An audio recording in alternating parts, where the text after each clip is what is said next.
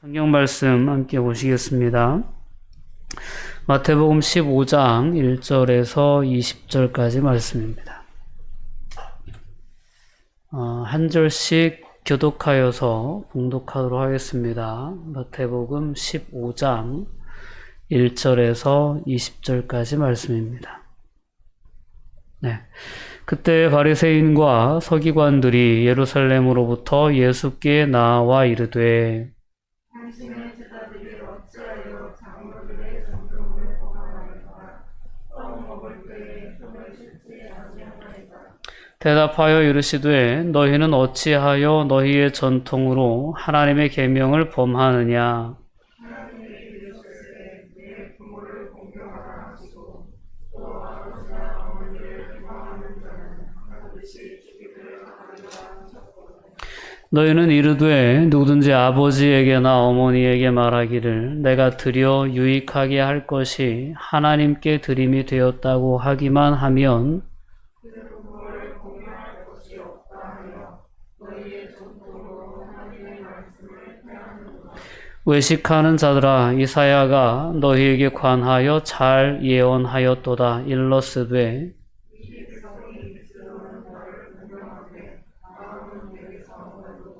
사람의 계명으로 교훈을 삼아 가르치니 나를 헛되이 경배하는도다 하였느니라 하시고 입으로 들어가는 것이 사람을 더럽게 하는 것이 아니라 입에서 나오는 그것이 사람을 더럽게 하는 것이니라.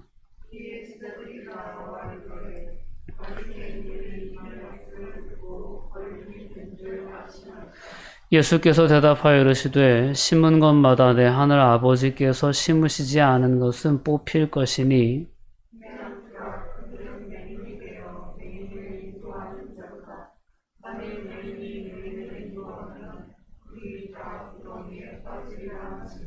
베드로가 대답하여 이르되 이 비유를 우리에게 설명하여 주옵소서.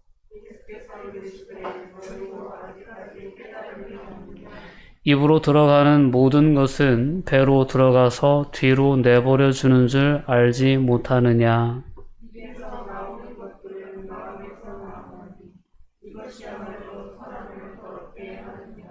마음에서 나오는 것은 악한 생각과 살인과 간음과 음란과 도둑질과 거짓 증언과 비방이니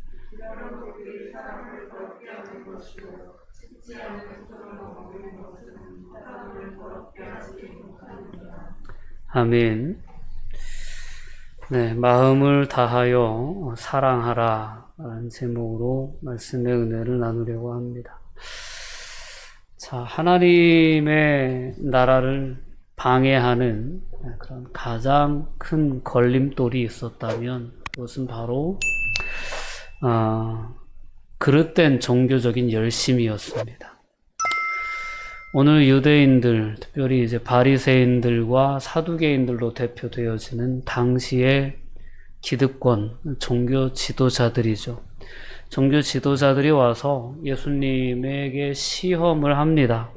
시험하여 하늘로부터 시험하는 게 아니고 예수님께 한 가지 질문을 하죠. 따지듯이 묻습니다. 그건 뭐냐면 제자들이 음식을 먹을 때 손을 씻지 아니하였다는 문제를 가지고 예수님께 시비를 거는 거예요. 근데 우리가 이제 앞서 살펴봤듯이 예수님께서는 오병이어의 기적을 행하셔서 광야 40여 년의 여정 가운데 이스라엘 백성들을 먹이고 입히셨던, 보호하셨던 하나님의 모습을 예수님은 오병이어의 기적을 통해서 자신을 따르는 그 청중들에게 분명히 보여주기를 원하셨습니다. 뿐만 아니라 오병이어의 기적이 끝나고 나서 제자들을 먼저 호수 건너편으로 보내시죠. 그때 제자들이 그 갈릴리 호수를 건너다가 풍랑을 만납니다. 그 풍랑을 도저히 감당할 수 없어서 제자들이 힘겨워할 때, 살 소망이 다 끊어졌을 때, 그때 예수님께서는 바다 위로 걸어서 제자들에게 다가오시죠.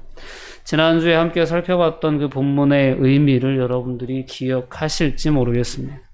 바다를 밟고 오시는 예수님의 이미지는 바다를 잠잠케 하시는, 바다를 다스리시는 여호와 하나님의 이미지를 품고 있습니다. 그러니까 애굽에서 나올 때 하나님께서는 이런 진퇴양난의 위기에 처해 있는 이스라엘 백성들을 위해서 홍해를 가르셨었습니다. 그러니까 그 범람하는 바다가 여호와 하나님의 통치를 받고 있다. 그 여호와 하나님은 어떤 분이시냐? 혼돈과 두려움의 대상인 바다도 다스리시는 분이시다라는 것이 유대인들의 믿음이었고, 그런 믿음을 가지고 있는 자들이 예수님이 물 위로 그것도 막 바람 불어서 막 풍랑 일고 배가 뒤집혀질 것 같은 그러한 풍랑이는 바다 위를 걸어오시는 예수님의 이미지를 딱 보았을 때, 예수님은 그분이시구나. 여호와 하나님이시구나. 이런 걸 분명히 느낄 수 있었을 것이다 라고 지난주에 함께 말씀을 줬습니다. 이렇게 예수님의 사역은 예수님이 어떤 분이신지를 분명하게 증거하는 데에 초점이 맞추어져 있었습니다. 예수님은 이렇게 자신을 따르는 제자들에게, 무리들에게 내가 하나님의 아들로 이 땅에 온 것도 맞지만 나는 하나님과 동등한, 함께 창조의 사역에도 함께 동참했었고, 그런 창조의 능력뿐만 아니라 이 모든 우주 만물을 다스릴 수 있는 권세가 예수님에게 있다는 사실을 분명하게 자신의 사역을 통해 보여주십니다. 병을 고치실 때에도 단순하게 중풍병자에게 내 상을 들고 걸어가라 라고 말씀하시지 않으시고 내 죄 사함을 받았느니라 라고 말씀하시면서 자신에게는 죄를 사하는 권세가 있다는 것을 드러내려 하셨습니다. 많은 병자를 고치시는 그러한 사역의 모습도 이사야를 통해서 예언되어졌던 메시아가 행하기로 되어 있는 그러한 선지자의 말씀의 성취로서 내가 구약에 예언된 그 메시아다라는 것을 예수님은 병 고치는 사역을 통해서 분명히 계시하시고 드러내셨습니다. 지난주 본문에 이어지는 본문은 14장 34절부터입니다. 오늘 우리가 15장 1절부터 읽었지만 14장 34절 이하의 말씀은 게네사렛으로 건너갔을 때 또다시 그곳에서 많은 사람들이 예수님을 알아보고 예수님에게 많은 병자들이 나아옵니다. 그래서 모든 병든 자를 예수님이 다 고치셨어요. 거기서 보면 예수의 옷자락에라도 손을 대게 하시기를 간구하니 손을 대는 자는 다 나음을 입는 놀라운 기적이 일어나는 현장에서 이 바리새인들과 서기관들은 그런 예수 그리스도의 여호와이심을, 하나님 되심을 신경 쓰지도 않고 그들에게 중요했던 건 뭐냐면 당신의 제자들 음식 먹는데 손 안 씻는다. 이게 그들의 관심이었다라는 거죠. 이게 얼마나 어이가 없는 현실입니까? 도대체 무엇이 중요한데? 지금 눈앞에 구약에 예언된 대로 여러 사람들의 온갖 질병을 다 치유하시는 메시아로서 이 땅에 오신 예수 그리스도의 메시아됨이 막 증거되고 있는 그런 현장에서 당신의 제자들 손 안 씻고 음식 먹는다. 이 시비를 거는 게 이게 제정신이냐는 거죠. 근데 이들이 왜 이렇게 무언가에 이렇게 쉬어 있는 것처럼, 빠져 있는 것처럼 제정신이 아닌 그런 삶을 살아갈 수밖에 없었느냐? 그건 바로 율법주의 때문에 그렇습니다. 제가 처음 시작하자마자 말씀드렸던 것이 하나님 나라를 방해하는 가장 결정적인 장애물 중에 하나가 잘못된 종교적인 열심이었다라는 겁니다. 종교적인 열심. 열심은 참 좋은 거죠. 열심은 참 좋은 건데 그 열심이 잘못된 방향에 맞춰져 있으면 그거는 그것보다 더 안 좋은 건 없습니다.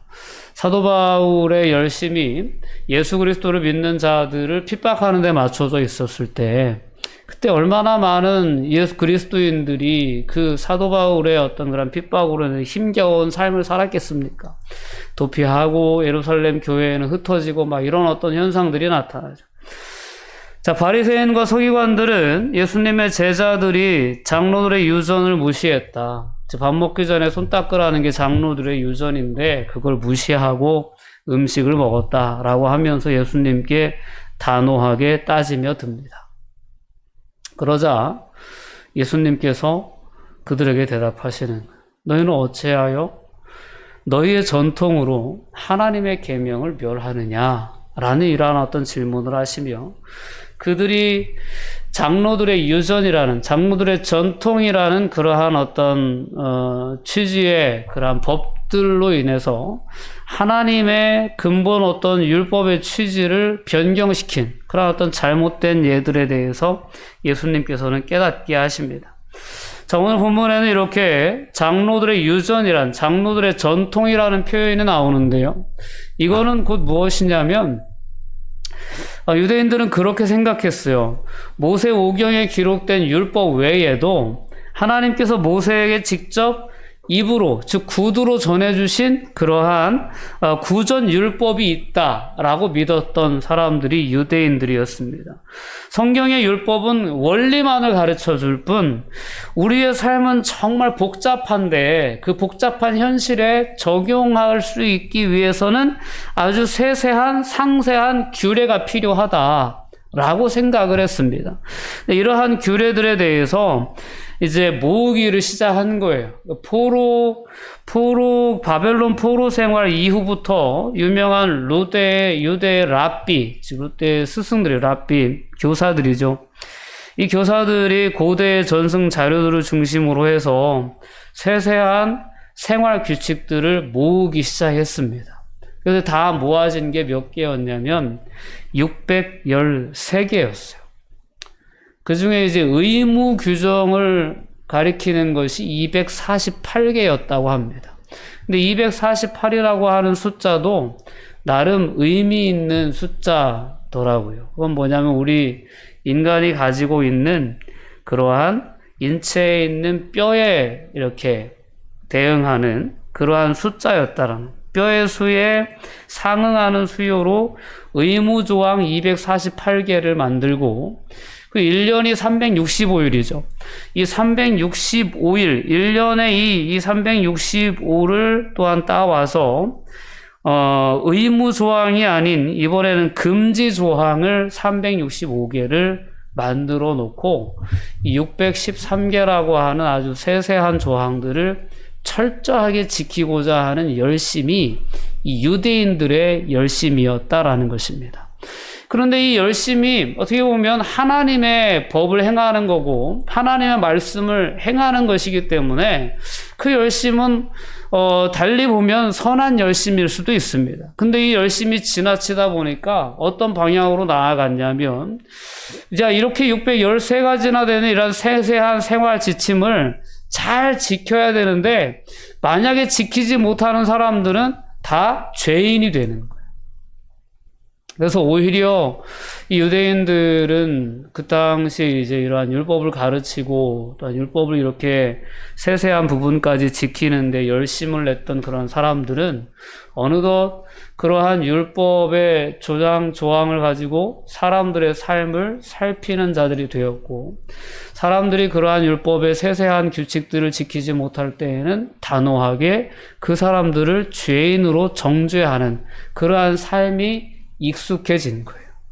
우리 예수님의 제자들이 음식을 먹을 때는 그 당시에는 그렇습니다. 팔레스타인 지역의 기후는 상당히 먼지가 많아요. 먼지가 많아서 조금만 밖에서 활동을 하면 손발이니 얼굴이니 다 먼지를 뒤집어 쓰게 됩니다. 그러한 손으로 음식을 먹는 건 솔직히 불결하기도 하죠. 그래서 손을 씻고 음식을 먹는다는 거는 어떻게 보면 뭐 동서고금을 막론하고 자연스럽고 그냥 보편적인 어떤 생활의 질서 아니겠습니까? 근데 그것이 죄인을 구별하는, 죄인으로 정죄하는 그러한 어떤 도구가 되었다는 것은 참 어이가 없는 거죠.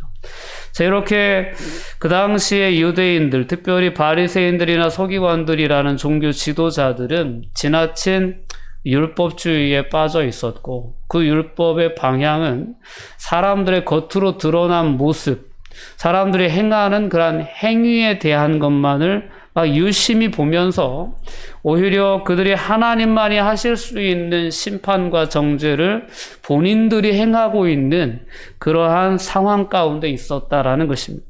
그 예수님도 가르치고자 했고, 그죠? 예수님이 행하시는 일들도 그러한 어떤 장로들의 전통이라는 것에서 벗어난다면 예수님과도 막 전쟁하려 하고 논쟁하려고 했던 그러한 자들이 바로 사두개인들과 바리새인들이다라는 겁니다.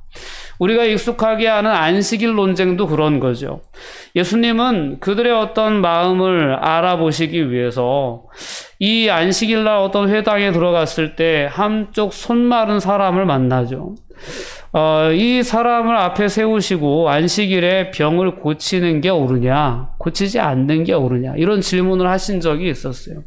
그때에도 이 바리새인과 사두개인들은 아무런 대답을 하지 않습니다. 예수님은 그들의 마음의 완악함을 아시고 상당히 민망히 여기시며 그 한쪽 손 마른 사람의 손을 내밀라 하시고 그를 고쳐주시죠. 그러자 한쪽에서는 이 종교인들이 안식일에 일하면 안 되는데 일했다라는 거예요. 자, 이런 시비를 걸면서 예수님이 행하신 사역에도 시비를 걸어왔던 그러한 사람들이 바로 오늘 본문에 나오는 바리새인들과 서기관들의 모습이었다라는 것입니다. 근데 이들이 가지고 있던 전통 중에 하나가 고르반이라고 하는 전통입니다. 이 고르반이라고 하는 전통은 뭐냐면 5절 말씀으로 넘어가 보시면 알겠지만 누구든지 아버지에게나 어머니에게 말하기를 내가 드려 유익하게 할 것이 하나님께 드림이 되었다. 부모님께 제가 용돈을 드려야 되는데 하나님께 벌써 바쳤다 라고 얘기하면 부모님께 드리지 않아도 된다. 부모님을 섬기지 않아도 된다라는 그러한 어떤 장로들의 유전이 전통이 있었던 겁니다. 근데 이것이 어떻게 보면 하나님을 우선, 하나님께 먼저 라고 어떤 신앙의 자세가 담겨 있는 전통이었을 거예요. 그러나 이것이 이기적인 육신의 어떤 탐욕을 부추기는, 때로는 합리화시키는 그러한 어떤 전통으로 전락하게 되었다라는 거죠. 그러니까 이 장로들의 전통을 지킨다는 명목으로 거꾸로 하나님이 부모를 공경하라고 말씀하셨던 그 말씀의 취지를 어기게 되는 거죠. 그러니까 예수님은 이 부분을 들어서 너희는 어찌하여 너희들의 유전을 앞세워서 하나님의 뜻을 지키지 않느냐라는 그런 더 강한 시비를, 옳고 그름에 대한 시비를 이 바리새인들과 사두개인들에게 탁 던지신 거죠. 무엇이 더 중요합니까? 손을 씻지 않고 음식을 먹는 게 그렇게 중요합니까? 아니면 하나님의 뜻은 무시하고 장로들의 전통이라고 하는 것들을 자신의 이 편의에 맞게 자신의 그 탐욕을 합리화시키는 도구로 전락시켜서 결국엔 하나님의 뜻까지도 지키지 않는, 어기는 그들의 죄가 더 심각한 것이겠습니까? 자, 이렇게 예수님께서는 그들의 외식하는 삶에 대해서 깨닫게 하시면서 이사야 선지자의 말씀을 인용해서 그들의 죄를 책망하십니다. 8절 말씀인데요. 이 백성이 입술로는 나를 공경하되 마음은 내게서 멀도다 라는 그러한 말씀을 하시면서 그 당시의 종교인들에 대한 책망의 말씀을 하시고 계십니다. 사람의 계명으로 교훈을 삼아 가르치니 나를 헛되이 경배하는도다 라고 하시면서 예수님은 참으로 안타깝게 여기시는 거죠. 여기서도 예수님께서는 나를 헛되이 경배한다라는 그런 표현을 통해서 하나님과 예수님을 동등한 분으로 분명하게 표현하고 계셨던 것입니다. 자, 오늘 말씀은 이렇게 우리의 어떤 외적인 의식과 외적인 행위, 그것에 중점을 두는 삶보다 먼저 우리가 우리의 마음 중심을 바르게 세우는 게 중요하다는 것을 우리가 분명히 깨달을 수 있기를 바랍니다. 우리가 인간관계를 맺다 보면 사람도 어느 정도는 그 상대방의 진심을 느끼게 됩니다.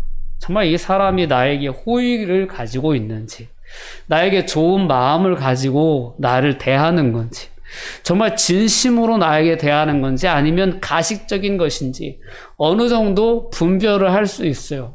그렇지 않습니까? 근데 하나님은 어떠실까요? 하나님은 우리의 어떤 겉으로 드러나는 행위, 우리가 열심히 어떤 행위를 행하고 뭐 이렇게 이 사도행과 바리새인들처럼 자신의 삶을 구별하고 거리의 모퉁이에 서서 기도하고 금식하고 11조 바치고 막 이러는 눈에 보이는 행위들에 담겨져 있는 그 사람의 하나님을 향한 진실된 마음, 그 본연의 마음을 하나님이 왜 모르시겠냐라는 것입니다. 정말 중요한 것은 사람의 마음이다 라는 것을 예수님께서는 다시 한번 그들에게 깨닫게 해주시는 거예요. 자, 이와 같이 이사야 선지자의 말씀을 통하여 그들의 잘못된 신앙을 책망하신 후에 예수님께서 들려주신 또 하나의 비유가 있다면 11절 말씀입니다. 야, 듣고 깨달아라 라고 말씀하시면서 입으로 들어가는 것이 사람을 더럽게 하는 것이 아니고 입에서 나오는 그것이 사람을 더럽게 하는 것이다 라는 겁니다. 자, 이 말씀은 여러분들이 쉽게 공감을 하실 것이라고 저는 믿습니다. 우리의 마음에서 나오는 그것이 사람을 더럽힌다라고 합니다. 예수님의 말씀이에요. 그러니까 바리새인들이나 사두가인들은 상당히 거룩한 척하면서 의로운 척하면서 많은 사람들을 정죄했습니다. 누군가 우리의 삶에 대해서 우리의 어떤 그러한 생활에 대해서 정죄를 하면 그것만큼 우리에게 깊은 상처가 되는 일이 또 있을까 싶습니다. 누군가에게 우리의 삶이 부정당하거나 우리의 삶에 대해서 완전 너의 삶은 죄인이다라고 이렇게 낙인을 찍어 놓으면 그러한 말을 들은 것만큼 깊은 상처는 없을 거예요. 오늘 예수님께서 이 비유에 대해서 즉 입으로 들어가는 것은 사람을 더럽게 하는 것이 아니고 사람의 입에서 나오는 그것이 사람을 더럽게 한다라는 이 비유에 대해서 예수님께서 제자들에게 설명해 주시는 그 말씀이 16절 이하에 담겨져 있습니다. 17절 말씀을 보면 입으로 들어가는 모든 것은 배로 들어가서 뒤로 내버려 준다라는 거죠. 그러나 입에서 나오는 것들은 마음에서 나오나니 이것이야말로 사람을 더럽게 하는데, 자, 19절 말씀 우리 함께 읽어볼게요. 19절 말씀, 마음에서 나오는 것이 무엇인지 함께 읽어봅니다. 마음에서 나오는 것은 악한 생각과 살인과 간음과 음란과 도둑질과 거짓 증언과 비방이니. 아멘.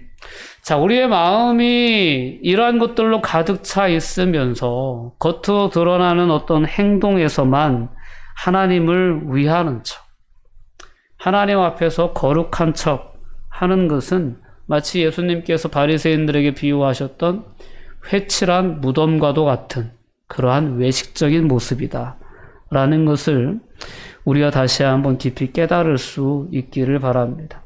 예수님께서는 율법을 폐하러 오신 것이 아니고 온전케 하러 오셨다라고 말씀하시면서 마태복음 5장에서 7장까지에 나오는 산상수훈의 말씀을 통해서 보면 예수님은 율법을 어떤 행위의 법으로 설명하지 않으시고 행위의 법에 머물러 두게 하지 않으시고 이 율법이라고 하는 법을 마음의 법으로까지 적용시키셔서 그 당시에 청중들에게 제자들에게 가르치신 말씀이 산상수훈의 말씀이죠. 간음하지 말라가 아니고 음욕을 품지 말라라는 거죠. 살인하지 말라라는 계명이 아니고 미워하지조차도 말라라는 겁니다. 내 원수가 너를 미워해도 너는 내 원수까지도 사랑하라는 말씀을 주십니다. 그 예수님께서는 어떤 것이 도대체 계명 중에서 가장 큰 계명이냐라는 한 율법 교사의 질문에 대해서도 내 아버지 하나님을 사랑하고 내 이웃을 내 몸과 같이 사랑하라라고 하는 이 율법의 정신이 담겨져 있는 사랑의 계명에 대해서 말씀하셨습니다. 자, 유대인들의 열심은 칭찬할 만합니다. 그러나 그 율법 안에 담겨져 있던 하나님의 율법의 정신은 온데간데 없고 껍데기만을 부여잡고 그 껍데기의 기준에 맞춰서 자신이 그 율법의 그 세세한 조항들을 다 행하기만 하면 거룩한 자가 되는 것처럼 그 하나하나의 조항에만 집중했지 자신의 마음을 다하여 하나님을 사랑하고 정말 내 몸과 같이 이웃을 사랑하라고 하는 율법의 정신에서는 너무나도 멀리 벗어나 있었다라는 것입니다.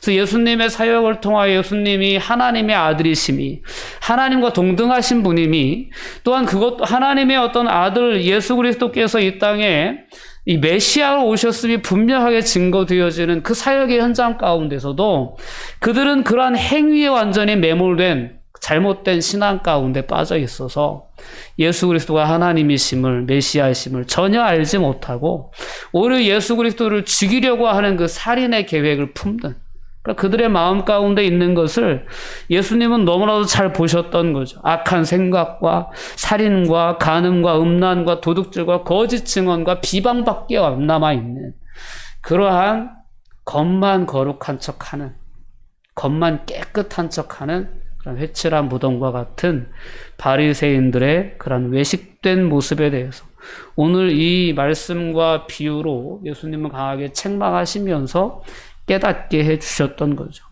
오늘을 살아가는 그리스도인들인 저와 여러분들도 우리 스스로의 삶을 돌아볼 수 있어야 될 줄 믿습니다. 우리도 겉으로 보여지는 것을 아름답게 꾸미는 일에 상당히 익숙합니다. 솜씨가 있습니다. 그러나 우리의 마음을 다스리고 우리의 마음을 이렇게 가다듬는 그러한 일들에는 우리가 너무 소홀한 것은 아닌가. 이런 부분들을 오늘 이 예수님의 그 당시의 종교인들에 대한 책망의 메시지 앞에서 우리의 마음을 돌아볼 수 있었으면 좋겠습니다. 정말 나는 진심으로 마음을 다하여 하나님을 사랑하고 있는가라는 거죠.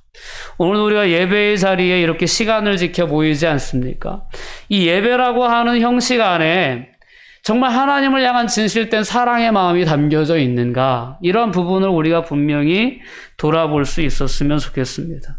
우리가 늘 마음을 새롭게 하고 내 마음 가운데 정말 하나님의 은혜를 다시금 충만하게 회복하며 그 은혜로 인하여 하나님을 진심으로 사랑하고 그 하나님의 뜻을 우리가 분명히 깨달아 정말 이웃을 내 몸과 같이 사랑하는 삶을 결단하는 그러한 예배가 진정한 하나님이 받으심직한 예배라는 사실을 우리가 분명히 깨달을 수 있어야 합니다.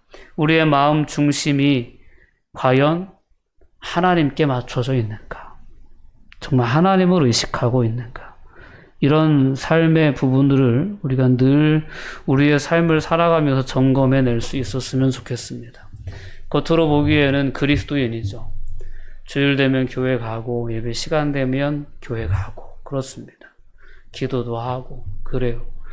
근데 그런 겉으로 드러나는 어떤 외적인 거룩함, 경건의 모양에 너무 우리가 집착하다 보면, 신경 쓰다 보면 어느덧 경건의 내용인 거룩함이나 하나님을 향한 이런 진실된 사랑이다, 삶의 태도를 잃어버린 채 우리가 세상을 살아갈 수도 있겠구나라는 사실을 이 종교인들의 모습을 통해 분명히 깨달을 수 있었으면 좋겠어요. 저와 여러분들이 앞으로 신앙인으로서 세상을 살아갈 때 세상이 질린 게 그런 것 아니겠습니까? 세상의 교회에게 기대했던 바가 그런 것 아니겠습니까? 진실된 그리스도인, 정직한 그리스도인, 정말 삶을 통해서 거룩함이 분명하게 드러나는 그런 그리스도인을 세상에 기대하지만 그건 경건의 모양은 여전히 교회 안에 머물러 있지만 그 능력을 상실한 채 되는 대로 욕심껏 세상을 살아가는 그리스도인들이 팽배해져 있다 보니까 교회는 오늘날 세상의 손가락질의 대상이 될 수밖에 없었던 거죠. 이 모습을 다시 회복시키기 위해서 우리가 회복해야 할 것은 형식에 있지 않습니다. 외적인 어떤 그런 모습에 있지 않습니다. 우리의 마음을 새롭게 하는 것에 있습니다. 정말 온 마음을 다해서 하나님을 사랑하는 그리스도인들로 서갈 수 있기를 바랍니다. 눈에 보이는 어떤 형식적인 법이 아니었어요. 율법은 결코 형식적인 법이 아닙니다. 그 안에는 하나님의 뜻이 있고 하나님의 사랑이 있었어요. 우리의 삶을 향한 하나님의 분명한 목적이 있었어요. 그건 바로 사랑하는 삶에 있었던 거죠.